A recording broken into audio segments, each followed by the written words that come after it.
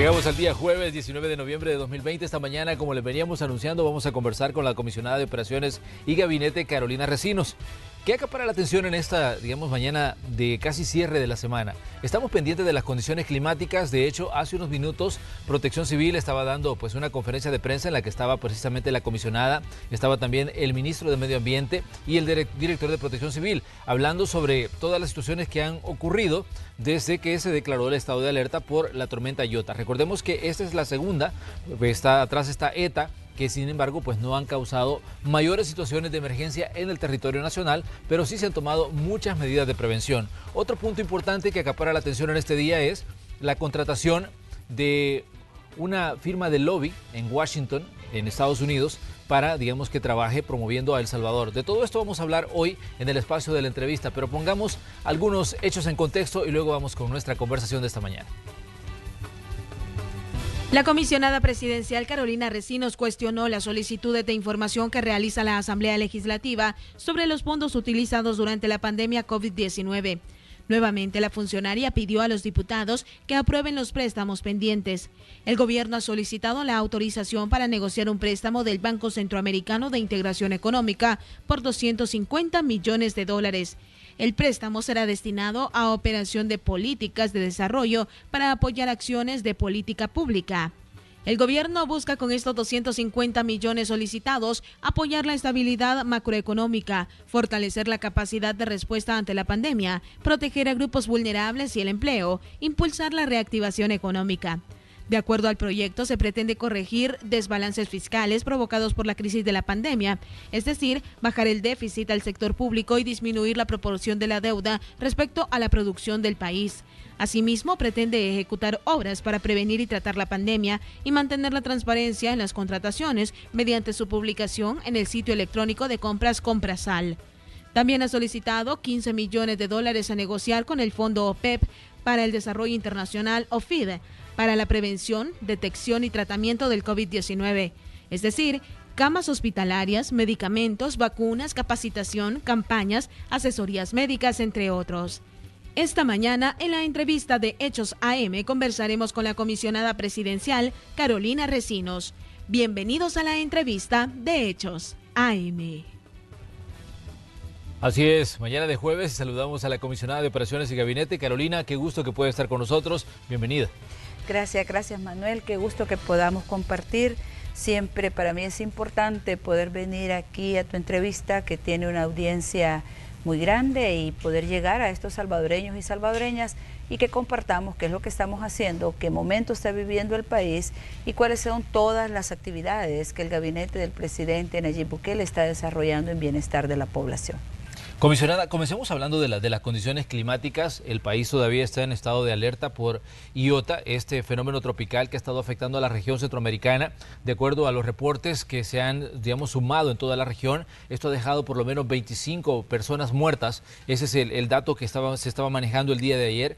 Ustedes recién actualizaban datos sobre las condiciones que está viviendo El Salvador y, sobre el impacto que ha tenido esta situación y las medidas preventivas. Pero, ¿cuáles son esas cifras importantes, comisionada, que se desprenden de la atención que se ha brindado como parte de esta emergencia? Bueno, lo primero que hay que decir es que en nuestro país los estragos de estos eventos naturales no han sido tan grandes ni tan dramáticos como lamentablemente lo hemos visto en los hermanos que están cerca a nosotros, en Centroamérica, porque hemos trabajado de manera anticipada. Antes la gente era evacuada cuando el agua ya la tenía a la cintura. Antes la gente era evacuada cuando ya sus enseres ya se habían perdido o habían perdido familiares. Nosotros estamos conscientes que vivimos en un país completamente vulnerable por su pobreza, vulnerable por el abandono al que se ha sometido a miles y miles de familias que de manera complaciente con sus gobernantes municipales y con sus gobernantes nacionales han vivido sobre o bajo talud por décadas, 20, 30, 40 años. Ayer que estábamos en Nejapa, nosotros les decíamos, ustedes han vivido más de 10 años, y empezó a salir 20, 30 y no terminábamos, porque llegó una señora, dijo, tenía 50 años de vivir en esa condición tan deplorable. Entonces, nuestro trabajo ha consistido en articular ese sistema más allá del sistema de protección civil, que es lo que el presidente orientó, porque nos hemos puesto a la orden de la Comisión Nacional de Protección Civil con el ministro Mario Durán, que ha trabajado tan intensamente conduciendo, digamos, toda esta permanente emergencia que hemos tenido desde Amanda, Cristóbal, el deslave de Nejapa, ETA y ahora Iota. O sea, el país ha sido sometido a presión, ha sido sometido a amenazas naturales que por la condición del país, esa vulnerabilidad de poco desarrollo y planificación urbana, de pobreza extrema, de gente viviendo en los cauces de la quebrada, como sucedió en Nejapa, entonces nosotros hemos tenido que duplicar esfuerzos. Hemos preparado de manera anticipada un estimado de 1.152 albergues, sabiendo que el mapa de deslizamientos y el mapa de derrumbes nos indicaba que al menos 1,5 millones de personas podrían ser afectadas ante la llegada, digamos, de fenómenos tan fuertes como los que han estado llegando a Nicaragua, a quien aquí aprovecho para darle nuestra solidaridad a ese hermano país, ¿verdad? Porque ha sido impactado 2 veces en la zona norte, en la zona atlántica de ellos.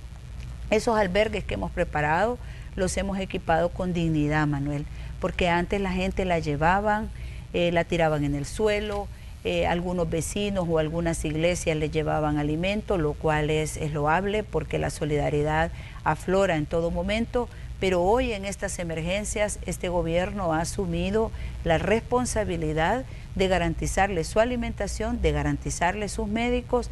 En esta última emergencia hemos tenido más de 1.000 equipos médicos distribuidos en todo el país, porque además hay que decir que estamos en medio del COVID. El COVID no ha terminado. Claro. Y que entonces las evacuaciones las hemos tratado de hacer de una manera yo diría más planificada, porque no es lo mismo correr con la lluvia a la cintura o ahogándose o tirando los niños, nuestros rescatistas, para que otro los agarre porque el río ya está crecido, cuando hay COVID, porque hay que guardar distanciamientos, hay que establecer los protocolos, hay que llegar a los albergues que tienen que estar sanitizados en la distribución de las áreas, tratando en la medida de lo posible a que esos clústeres familiares no se pierdan, no se rompan, porque entonces luego de la lluvia viene entonces un repunte del COVID. Hemos trabajado en todo eso. ¿Cuánta gente está albergada hoy? Ahorita nosotros albergados tenemos ya más de 1.000 personas. Sí. Tenemos más de 1.000 personas. Ayer en la noche, en la madrugada de este día, se ha estado trayendo gente, sobre todo en la parte occidental. Hemos tenido problemas incluso ahí en Mazahuat, hemos tenido en Santa Rosa Huachipilín, en la zona alta de Chalatenango, en algunas zonas de La Unión.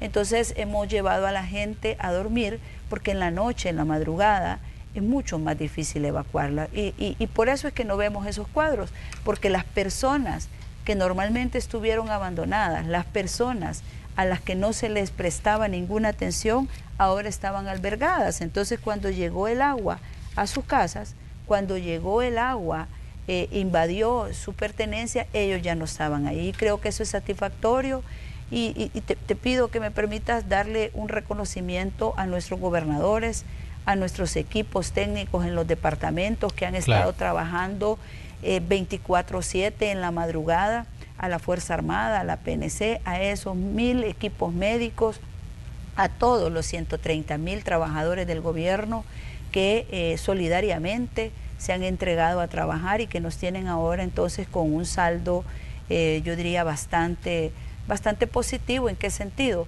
Solo hemos tenido una persona fallecida, un joven de 30 años que le fue impactado un árbol, ¿verdad?, por los vientos grandes, fuertes que hubieron. Él murió ahí en San Miguel, el niño que iba con él, pues no, ¿verdad? Dios es infinito. El niño sobrevivió, y ayer una persona en Nejapa que había quedado atrapada en un poco de lodo, pero que inmediatamente los cuerpos de socorro lo atendieron y los médicos le dieron la asistencia que él necesitaba. Comisionada, ¿se ha decidido mantener el estado de alerta todavía debido pues a que, bueno, tenemos remanentes de Iota en el territorio nacional? Hay campos nubosos que estarían generando chubascos y lluvias no tan intensas quizás como las que se esperaban, pero que en algunas partes las condiciones de vulnerabilidad hacen que pues todavía haya peligro. Y eso Sí. escuchábamos que se había decidido mantener el estado de alerta. Es que, primero, bueno, ciertamente Iota ya no está, pero Sí. los remanentes de ese fenómeno ahora pues nos tienen ante una pequeña baja presión. Va a haber lluvia tipo temporal, va a continuar unos 2 o 3 días más, según nos decían ahorita los meteorólogos ahí en el Ministerio de Medio Ambiente, y esa lluvia que va a ser mucho más fuerte en la zona montañosa y en la zona de las costas, nos pone en alerta porque los suelos están saturados. Nosotros ya estamos terminando el invierno, no lo estamos comenzando, y venimos de emergencias como ETA, como el deslave de Nejapa, Amanda, Cristóbal. Todavía cuando entramos ahorita a Iota teníamos 29 albergues con personas resguardadas que no las habíamos podido regresar a sus viviendas por la saturación de los suelos, y otras como Nejapa porque sus casas fueron totalmente destruidas, y además porque nosotros no vamos a entrar ni vamos a ser partícipes de esa complacencia de volver a la gente a los lugares donde ya sabemos que su vida peligra y es un peligro inminente. Entonces, la alerta roja se mantiene, lo acaba de anunciar el director de Protección Civil. ¿Por qué? Porque los suelos están saturados, porque la lluvia va a continuar en estos 2 días, y eso implica deslizamientos, eso implica derrumbes, y sobre todo implica que la gente no puede regresar a sus viviendas porque los suelos de sus comunidades, los suelos precarios donde ellos viven, están saturados, y estaríamos nosotros casi presenciando un posible desastre humano. Así que vamos a esperar que Protección Civil haga el análisis correcto de los escenarios de alerta y que establezca cómo vamos a ir manejando el retorno de las personas. Probablemente se va a ir zonificando en algunas áreas del país, algunas alertas, otras zonas, digamos, con menos afectación podrán empezar a salir. Pero por el momento la gente tiene que seguir acatando las disposiciones de Protección Civil, acatando cuando se le pide evacuar, que este es un tema que tenemos que trabajar más adelante, porque Claro. las personas se acostumbraron, Manuel, a vivir en el peligro. Las personas se acostumbraron a decir, cuando el agua ya me llega aquí a la pierna, entonces yo voy a empezar a ver qué es lo que está sucediendo. Y eso es parte del abandono en el que vivieron, pero tenemos que tener muchísima más fuerza para protegerle la vida. En este momento hemos logrado hacer bastante, y el reto que tenemos ante sí en materia de ordenamiento territorial, en materia de ordenamiento de las estructuras publicitarias, en materia de protección de esas personas que viven en esas zonas precarias y eliminación de la posibilidad de vivir ahí, es muy grande. El reto que viene hacia adelante es muy grande, y este gobierno del presidente Bukele sí va a tener el valor de entrarle, y tiene la voluntad y la decisión, y va a enfocar los recursos para poderle dar oportunidad a estos contingentes humanos. Comisionada, ¿cuánto estiman que han invertido, digamos, como Estado salvadoreño en la atención, la prevención, las evacuaciones, la habilitación de albergues? Porque obviamente todo esto tiene un costo y digamos, todo significa, digamos, una inversión a la hora de lidiar con un fenómeno natural. ¿Cuánto estiman ustedes que se ha invertido ante la situación que generó ETA, que pues al final no tuvo mayor impacto en El Salvador? Se envió ayuda a los países afectados como Guatemala y como Honduras. Ahora viene pues Iota y también genera una situación de emergencia y hay que atenderlo. ¿Cuánto estiman ustedes que le ha costado a El Salvador todo esto? Mira, no tenemos todavía el total de lo invertido, porque estamos todavía en proceso, pues, o sea, estamos ejecutando. No sabemos qué vamos a necesitar mañana, no sabemos cuántos camiones tienen que salir, por ejemplo, para la zona oriental, o cuánta maquinaria tendría que ser utilizada por cualquier otra cárcava que surja, como por ejemplo la cárcava que aquí de Las Palmas, ¿verdad? Son 6 cárcavas que hemos estado atendiendo solo en esta emergencia, producto también del descuido y de la falta de atención a los drenajes que los gobiernos anteriores han tenido en el país. Pero hay algunas cifras que sí ya están identificadas, claro, como por ejemplo los 2 millones que se invirtieron en los alimentos que se enviaron a los hermanos de Guatemala y Honduras, y también los 2 millones que se pagaron como subsidio a los pescadores que en la anterior emergencia, que es ETA, no pudieron salir a laborar y que se les apoyó precisamente porque de eso viven. Son contingentes humanos, grupos laboriosos que necesitaban el apoyo del gobierno y que inmediatamente el presidente aprobó y estuvo trabajando con los equipos la manera en que se pudiera entregar sin que eso generara aglomeraciones o peligros inminentes para la propagación del COVID. Nosotros hemos trabajado, Manuel, con nuestro presupuesto. Hemos enfocado el presupuesto 2020, por supuesto que ahorita, ya al final del año, el presupuesto se está terminando. No estamos en enero, no estamos en febrero. Sin embargo, la capacidad que ha tenido este gobierno, la capacidad que ha tenido este gabinete de sumar sus esfuerzos, de poner sinergia, de hacer equipo, de anticiparse a los problemas, realmente yo creo que es una característica muy, muy positiva porque nos ha permitido atender sin que nos hayan aprobado dinero en la Asamblea Legislativa, porque el FOPROMID, que fue creado en el 2005, y precisamente es una ley que considera que el gobierno central debe de tener recursos permanentes para la emergencia, porque este es un país vulnerable. Hasta este momento no ha sido aprobado, no hemos tenido recursos para Amanda, no hemos tenido recursos aprobados para Cristóbal, no hemos tenido recursos aprobados para Nejapa, no hemos tenido recursos aprobados para ETA y mucho menos para Iota. Pero la gente eligió este gobierno y creo que Dios sabe lo que hace para que trabajáramos y para que realmente pudiéramos entrarle a las heridas de la pobreza, a las heridas de la exclusión y poder prever menos muertes, que los saldos de muerte se vayan eliminando. Así que aquí estamos trabajando. Comisionada, hay una situación que llama mucho la atención. Sabemos que el estado de alerta por los fenómenos tropicales como ETA y IOTA obligan, digamos, a una actuación que debería ser coordinada entre órganos de Estado, pero el Ejecutivo decidió enfrentarlo solo y no buscar, por ejemplo, que se declarara un estado de emergencia desde la Asamblea Legislativa. Bueno, no es así. No es así. Nosotros permanentemente estamos pidiendo el apoyo de la Asamblea Legislativa. En realidad estamos pidiendo el apoyo y la colaboración entre órganos, entre todos los órganos del Estado, así lo manda la Constitución. Pero sí que todos hemos visto, aquí se ha manoseado toda la ley. Ahora resulta que cuando está lloviendo y cuando ya las cosas están difíciles, porque además no se puede anticipar, se tiene que llevar el decreto de emergencia para que los diputados establezcan si hay o no hay emergencia. Porque eso es lo que pasó con el COVID. Al final lo declaran inconstitucional la declaratoria de cualquier estado de emergencia y terminan cercenando las pocas leyes que todavía le han dejado al Ejecutivo. Así que no es una decisión caprichosa, yo diría que es una decisión responsable, porque nosotros no podemos desgastarnos en medio de la emergencia como se desgastó el ministro de Salud 6 días tratándoles de hacer entender que sí había emergencia y que sí había COVID. Nosotros necesitamos estar en el territorio respondiendo inmediatamente a la demanda y aquí estamos trabajando. O sea, la Asamblea Legislativa no es ajena, vive en este país. Probablemente sus casas no se vean afectadas por la lluvia, pero sí las de algunos de sus electores en los departamentos, entonces tampoco han tomado iniciativa por sí mismos para poder ayudar y para poder aprobar los recursos con los que el gobierno podría hacer muchas más cosas y mucho más rápido.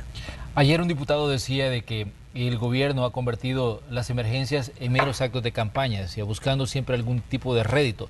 ¿Qué responden ustedes considerando, digamos, que esta es una situación que se da también en medio de un proceso electoral que se viene acercando, ¿no? Yo creo que el león juzga por su condición, porque nosotros estamos trabajando y es evidente, los miles y miles de gente que han visto llegar nuestros equipos, esas personas que han sido cargadas en brazos porque no pueden caminar, esas personas que además han ido a parir sus hijos, las mujeres, en los albergues, no pueden decir que es una campaña lo que nosotros estamos haciendo. Nosotros estamos trabajando, interactuando en la realidad, en las necesidades de la gente. Quien dice eso probablemente nunca ha pateado territorio y ha llegado a sentarse a esa asamblea porque las cúpulas lo propusieron y lo impulsaron. Nosotros trabajamos con la gente, nosotros no estamos en campaña, nosotros estamos trabajando hasta el cansancio, de una manera agotadora, pero con toda la entrega del mundo. Así que ese tipo de planteamientos provienen de quienes ven a la población como un voto. Nosotros lo vemos como la mayor riqueza, porque la población, el recurso humano, el talento humano que hay en este país es lo que nos debe de mover a todos. Las campañas las deberíamos de dejar para las urnas. El trabajo se expresa en la cotidianidad y la población apoya a quienes de verdad están con ellos. Vamos a una pausa, regresamos enseguida con más de la conversación que tenemos esta mañana con Carolina Recinos, comisionada de Operaciones y Gabinete, parte del equipo del presidente Nayib Bukele. Volvemos enseguida.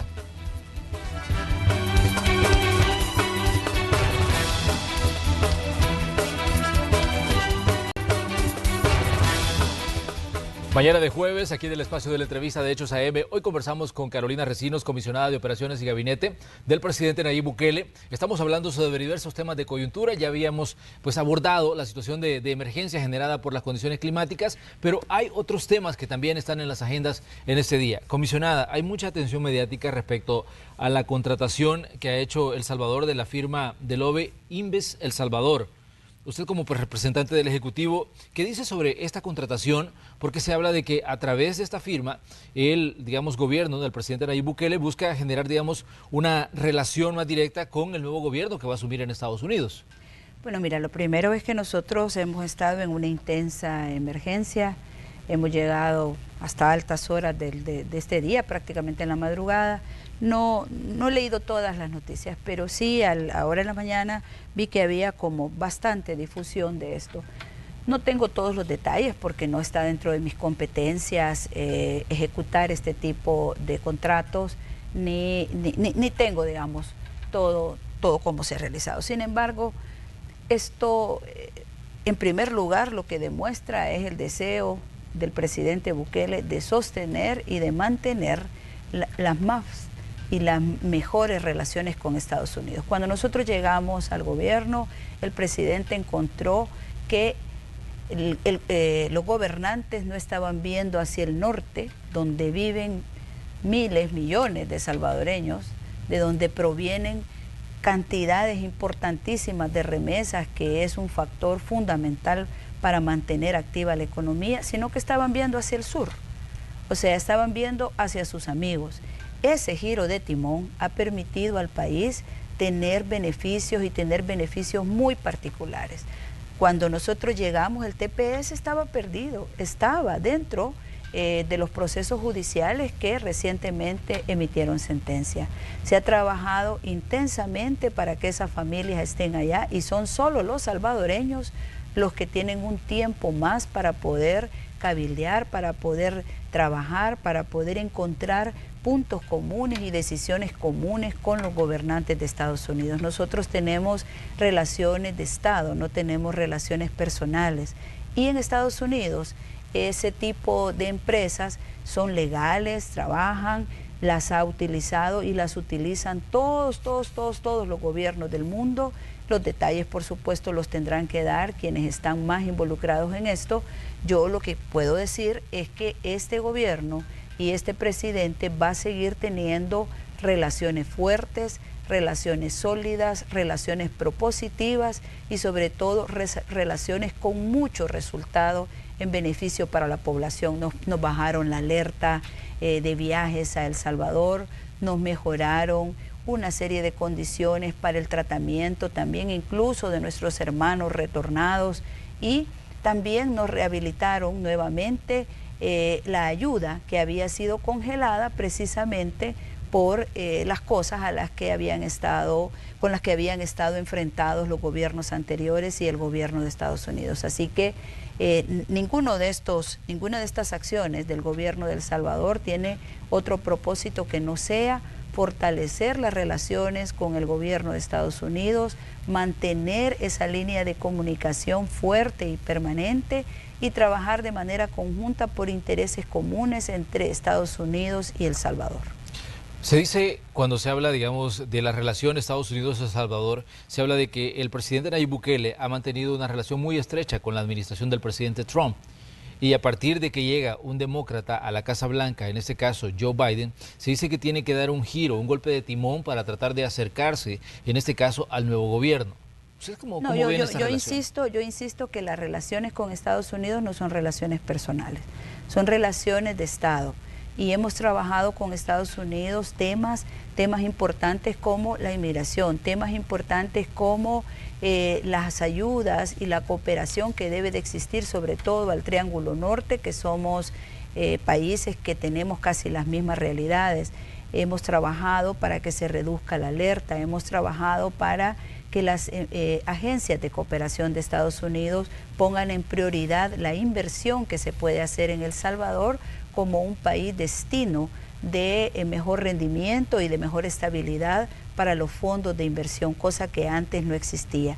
Así que vamos a seguir trabajando en ese sentido. El presidente, no me cabe duda que el presidente Bukele va a tener las mismas o mejores relaciones con el nuevo gobierno de Estados Unidos, porque cuando nosotros llegamos tuvimos que partir de un punto donde las relaciones estaban prácticamente rotas, donde había mucho enfrentamiento con un gobierno en cuyo país viven miles, millones de salvadoreños. Ahora esas relaciones, el nuevo gobierno de Estados Unidos las encuentra en una posición de mucha mejor condición, en una posición de un diálogo permanente y en una actitud y en una voluntad que ha expresado nuestro presidente Bukele de trabajar de cara a los grandes contingentes salvadoreños inmigrantes. Entonces no va a ser lo mismo, creo que si partimos de una posición mucho mejor, de una posición con mucha más ventaja, con mucho más entendimiento, entonces los resultados van a ser mejores.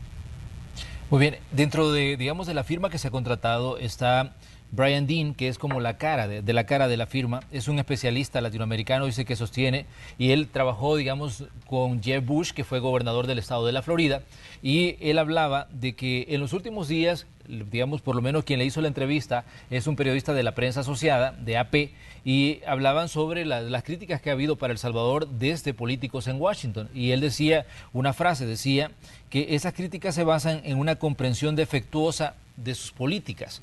Digamos, ¿cómo interpretan ustedes todo esto? Porque están, digamos, en el panorama, comisionada, los pronunciamientos que han hecho congresistas y políticos en Washington. Bueno, miren, no tengo el detalle, te repito, no tengo el detalle. A veces no me parece muy responsable opinar sobre algo que no he leído a profundidad. Sin embargo, creo que también hay personas y hay organismos y hay instituciones de este país que se han dedicado exclusivamente a poner al país como algo negativo. O sea, le han dado la espalda a la población y le han dado la espalda a los millones de salvadoreños que viven en Estados Unidos y que viven en el extranjero y cuyas remesas además sostienen gran parte de esta economía. Así que creo que es importante también querer trabajar con el gobierno de Estados Unidos, con los gobernantes, con los conductores, con los congresistas. Aquí estamos hablando de 12, 16 congresistas dentro de una cantidad muchísimo más grande, pero todos son importantes, todas las opiniones son importantes y el gobierno de El Salvador tiene derecho y tiene la obligación también de trabajar para que su imagen, para que sus decisiones sean debidamente interpretadas. Hay muchísimas personas, muchísimas instituciones interesadas en degradar la imagen del gobierno y por supuesto que es una responsabilidad trabajar en todo lo contrario. Este día también se publica pues una entrevista con Norma Torres, que es una congresista de origen guatemalteco, y ella, pues hay una frase que dice, y lo dice de forma literal: queremos la contabilidad de lo que están haciendo con el dinero que estamos mandando a El Salvador desde los Estados Unidos. Ella hace eco de que Estados Unidos está pasando por una situación económica adversa debido a las situaciones de la pandemia, y ya están hablando de que cómo se hace la cooperación. Ella habla incluso de fondos por $6 millones que fueron enviados a El Salvador, y lo que dice es: queremos conocer qué se ha hecho con ese dinero. Y con mucho gusto. Yo creo que las relaciones a través de Cancillería son muy sólidas, toda la ejecución de la cooperación está ahí, es transparente. Creo que la congresista debe de estar preocupada también por toda la región. Ella es guatemalteca, vivimos en el Triángulo Norte, tenemos casi que las mismas necesidades y por lo tanto entendería que su preocupación es genuina.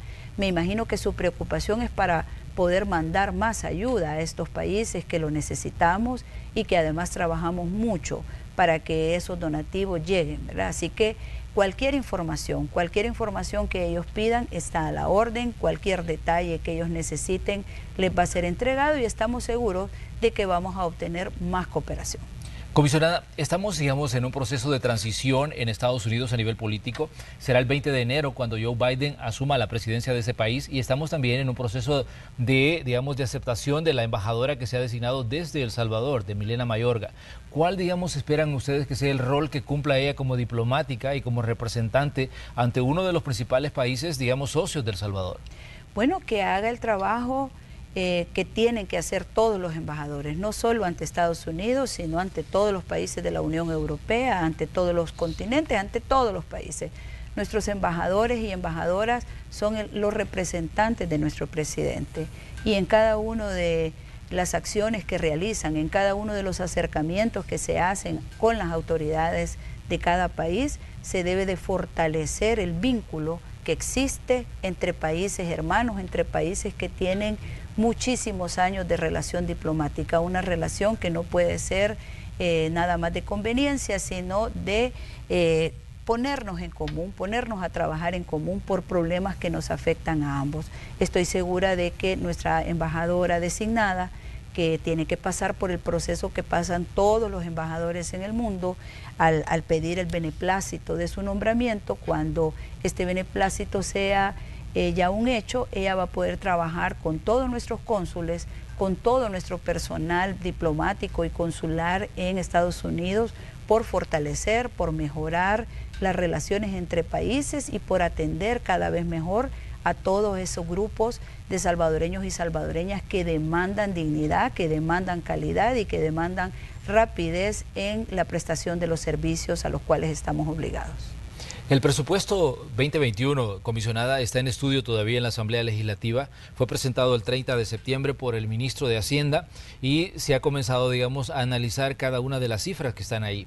Pero, ¿cómo interpreta usted, por ejemplo, cuando el presidente de la Asamblea Legislativa dice y asegura que el presupuesto tiene trampas y es un presupuesto creado con objetivos políticos? Eso lo decía él en una declaración que daba recientemente y que esto obviamente incide en el estudio que está llevando adelante la Comisión de Hacienda e incide en los planes que ustedes tienen para el próximo año.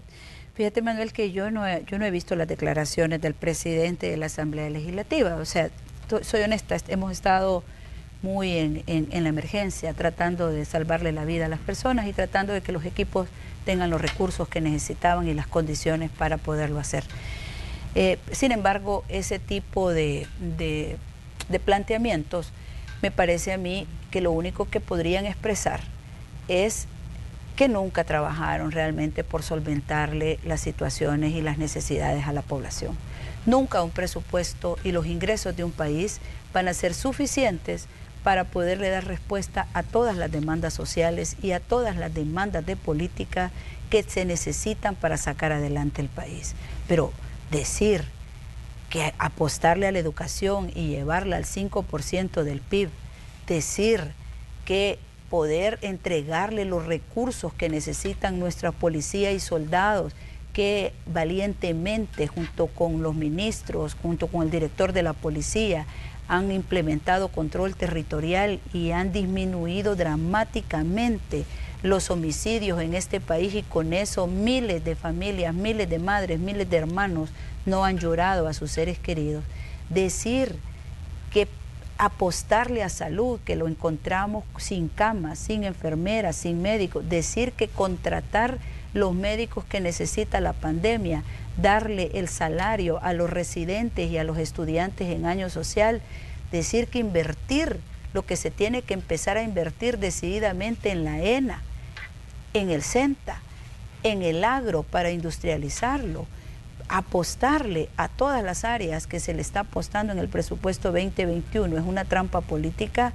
A mí me parece que no, o sea, no deberían de decirlo así, porque entonces, ¿qué concluiríamos nosotros? Que no les interesa apostarle a la educación porque lo ven político, que no les interesa apostarle a la salud porque lo ven político, que no les interesa apostarle a la seguridad y a la tranquilidad de la gente para que de esa manera pueda nuestro contingente humano, nuestro talento humano ser productivo. No, si el crecimiento económico que está contemplado en el presupuesto no lo hemos inventado nosotros, lo entregaron las cifras del Banco Central y lo ha ratificado el Fondo Monetario, lo han ratificado el Banco Mundial y lo han llevado incluso más arriba de lo que nosotros lo habíamos puesto.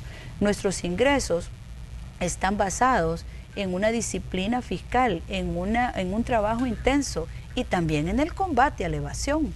Aquí nunca se había hecho un combate a la evasión como lo está haciendo nuestro ministro de Hacienda, y a esas cosas yo creo que algunos les tienen temor, porque nunca habían visto, siempre habían hablado de elusión, de evasión, y hablaban de casi 2.000 millones anuales de evasión, pero no se hacía nada. Ahora lo estamos haciendo y empiezan ahí a tener quiebres de cintura de que por qué lo están haciendo así, que por qué no lo están haciendo así.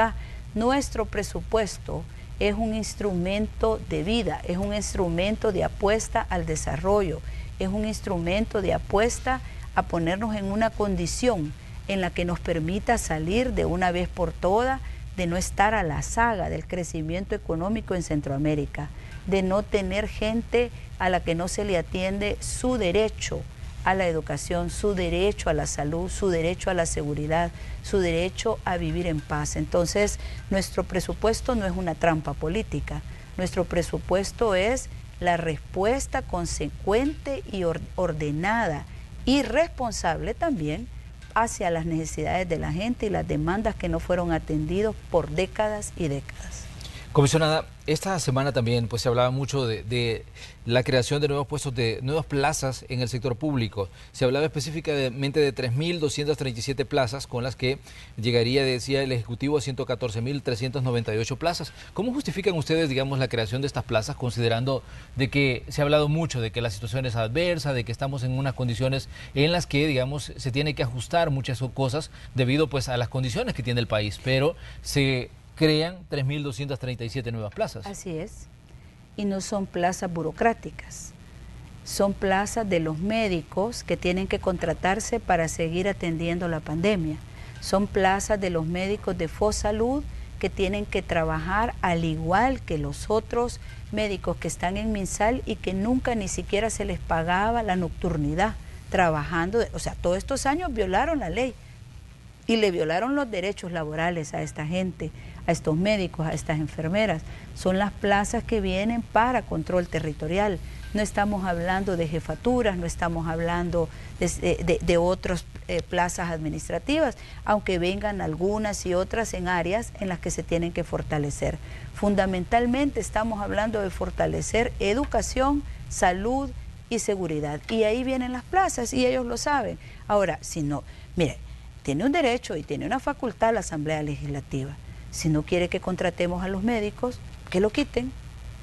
Si no quieren que contratemos nosotros y equilibremos a los médicos de FOSalud con los médicos de MinSal, que lo quiten. Es que también viene el cumplimiento de los escalafones, también viene el tema de los policías a los cuales nunca se les atendió, pero ellos tienen el derecho, la ley les concede el derecho. Nosotros hemos presentado un presupuesto yo diría crudo, un presupuesto que es real, que es la necesidad que este país tiene, pero en sus manos está dejarlo o quitarlo, que le quiten a educación, que le quiten a salud. Entonces, pero ellos sabrán responder por esto, porque nosotros no íbamos a presentar un presupuesto de 43 votos para no tener discusión y luego en el ejercicio irle poniendo un poquito, ir haciendo reformas, irles pidiendo entonces de este ahorro y de este proyecto que no hice, pasame este fondo para acá.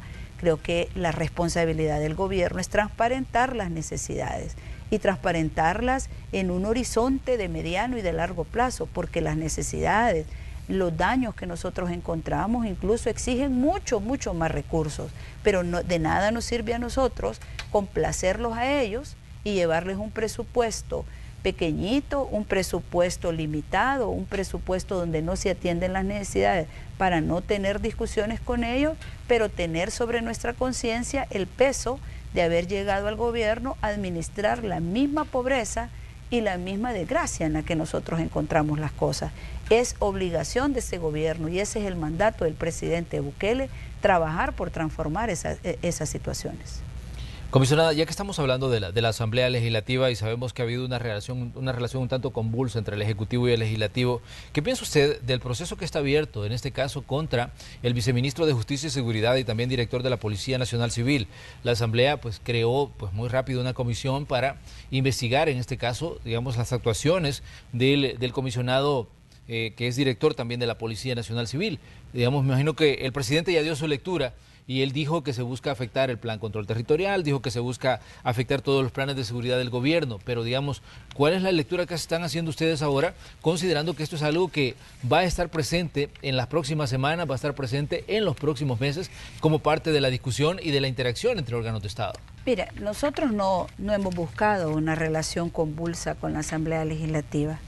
Lo que sí hemos hecho es ejecutar el mandato para el cual fue electo el presidente Bukele. Hay que tomar en cuenta que cuando llegó a la presidencia Nayib Bukele, lo hizo rompiendo el status quo. Aquí parecía imposible que alguien que no fuera de esos dos partidos, ¿verdad?, que se habían administrado después de los acuerdos de paz el país y lo habían hecho muy mal, llegara alguien al poder. Empecemos por ahí. Empecemos porque se da un golpe en la mesa y en el tablero político hay muchísimos cambios. Eso es lo primero. Sin embargo, claro, no ha sido una intencionalidad, ni es una intencionalidad perder el tiempo en estériles discusiones. Sin embargo, eso lo entendemos nosotros, pero la asamblea que estaba ya elegida ahí y que es parte principalmente de esos dos partidos que fueron dejados en el camino, desde el primer momento empiezan a oponerse y empiezan a bloquear.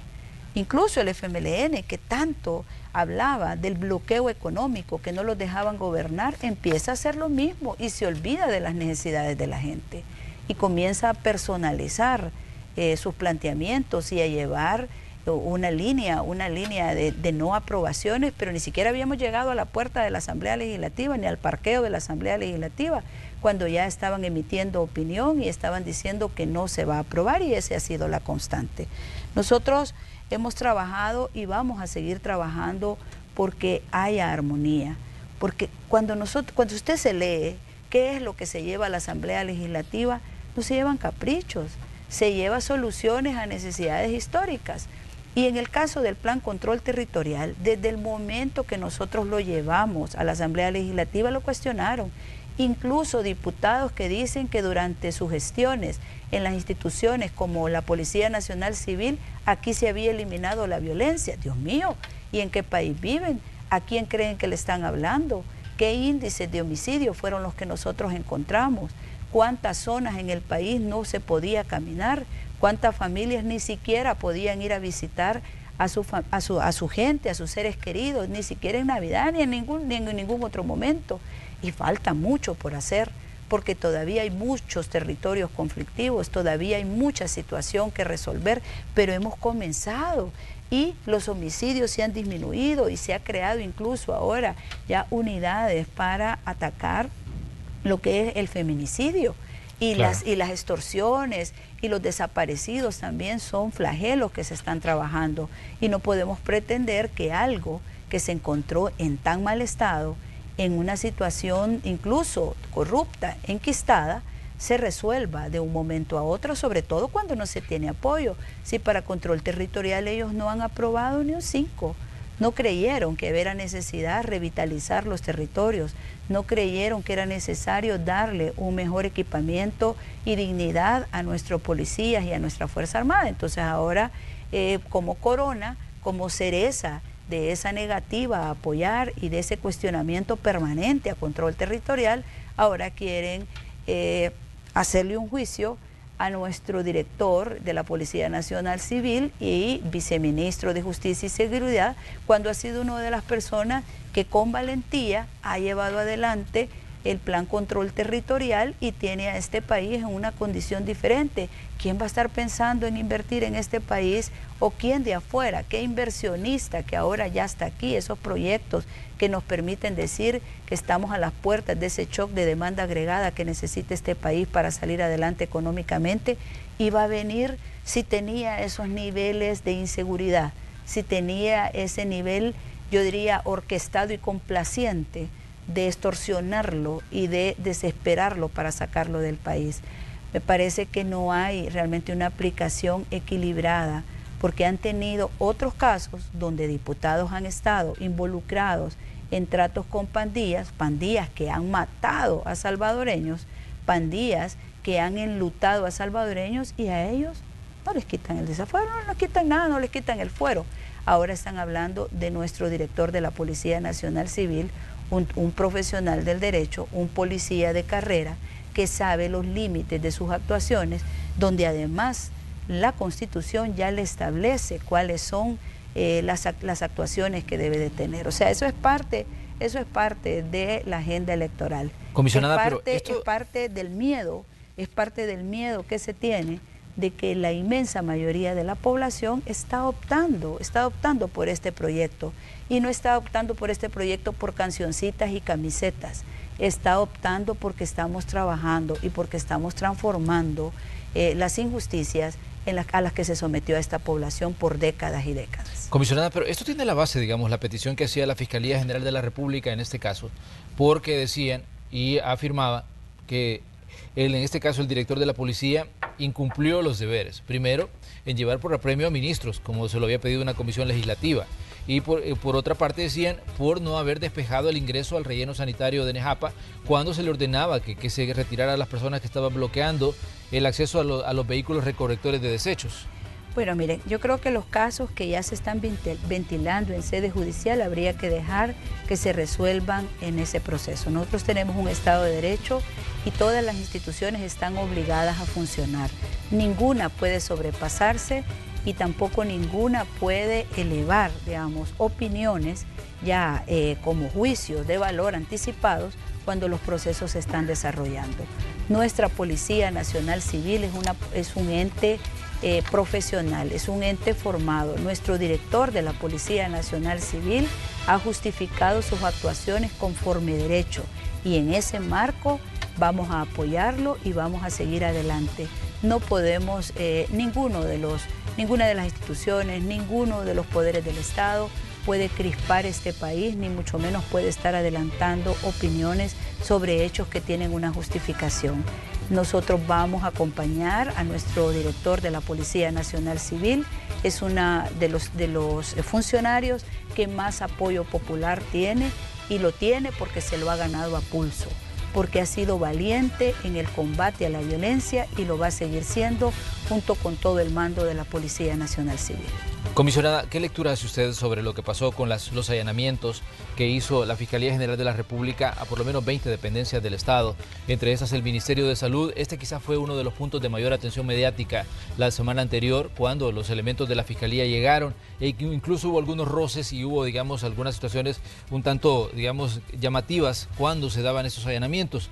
El proceso ha concluido. Ayer yo conversaba con el señor Ministro de Salud y me hablaba de que por lo menos, digamos, todavía están paralizadas algunas áreas del ministerio debido pues a que se llevó equipo informático y se llevaron documentación respecto a procesos que están en desarrollo de compras de medicamentos y otras cosas. Pero, digamos, en la mente, en el imaginario público queda esa situación en la que elementos de la Fiscalía ingresan, en este caso, a una dependencia del Estado, como es el Ministerio de Salud. Bueno, mire, en primer lugar decir que la Fiscalía General de la República tiene la facultad y tiene la obligación de hacer las investigaciones que considere. Creo que eso nadie lo está cuestionando, absolutamente nadie lo está cuestionando, porque todos debemos estar sometidos al imperio de la ley. Lo que es cuestionable es si el ejercicio de la acción penal está siendo igualitario o se está parcializando la investigación. Porque aquí estamos hablando de una etapa de investigación, y en todas las etapas debe de haber una observación de los procedimientos en la proporción adecuada. Esa aplicación de la norma con hombres, con fiscales armados, con 80 fiscales que llegan armados a una institución de gobierno donde nadie armado los está esperando, donde nadie los va a someter a la fuerza, me parece excesiva. Yo creo que eso lo debe de reflexionar la institución, en este caso la Fiscalía, porque nosotros jamás hemos negado, jamás hemos objetado el derecho que tiene a la investigación. y tampoco puede llegar tantos días, no seguir el procedimiento normal que se tiene que seguir y en este caso afectarnos porque se llevan no solo documentos, sino que se llevan sistemas informáticos que sirven y que están relacionados a la compra, a la adquisición y a la sostenibilidad de los procesos de atención de enfermedades como el lupus, de enfermedades como la hemofilia, de enfermedades delicadas que se ven desde la Secretaría de Estado, porque los hospitales, ustedes saben cómo está estructurado, la Secretaría de Estado ve unos temas y los hospitales ven otros en directo. Aquí lo que llama la atención es que hay casos de verdad ya comprobados, de verdad muy sonados y que ahí se están dejando pasar, ¿verdad? Ahí hay casos de sobresueldos, ahí hay casos de otro tipo y de otra naturaleza que no han sido tocados. Y ahora en la etapa de observación y de investigación, ¿verdad? Se hace una cosa que ha sido, yo creo que la población ha visto, aquí no podemos inventar. Estamos en la era donde los videos hablan claro, donde las fotos están en las redes sociales y donde inmediatamente la población se da cuenta. Creo que hay que dejar que las instituciones funcionen. Yo he sido siempre una persona que ha observado ese tema y he dicho que dejen que las instituciones funcionen. Estos procesos de compra que se están mencionando se dieron en medio de la pandemia. Se dieron en medio de la pandemia donde incluso la Organización Mundial de la Salud y la OPS aquí nos dio a nosotros la indicación de que como gobierno y como instituciones de gobierno debían de adquirirse inmediatamente todos los insumos posibles, porque en este país no se producía. Hasta hace poco un laboratorio reconocido, muy laborioso en este país, ha comenzado a producir insumos. Nosotros necesitábamos insumos para los médicos, para las enfermeras. Encontramos 600 trajes, no encontramos una dotación de mascarillas suficiente y ahora el mundo entero nos reconoce de cómo hemos manejado la pandemia. Ayer salía una encuesta en ese sentido y nos sentimos orgullosos de eso. Sabemos que al final de estos procesos todo va a salir bien, hemos trabajado correctamente. Los lineamientos con los que siguieron todos los procesos son lineamientos emitidos por el Ministerio de Hacienda. Había un estado de emergencia que estaba aprobado por la Asamblea Legislativa y en ese decreto ustedes van a encontrar una serie de lineamientos. También los va a encontrar la Fiscalía. Así que dejemos que la institucionalidad funcione.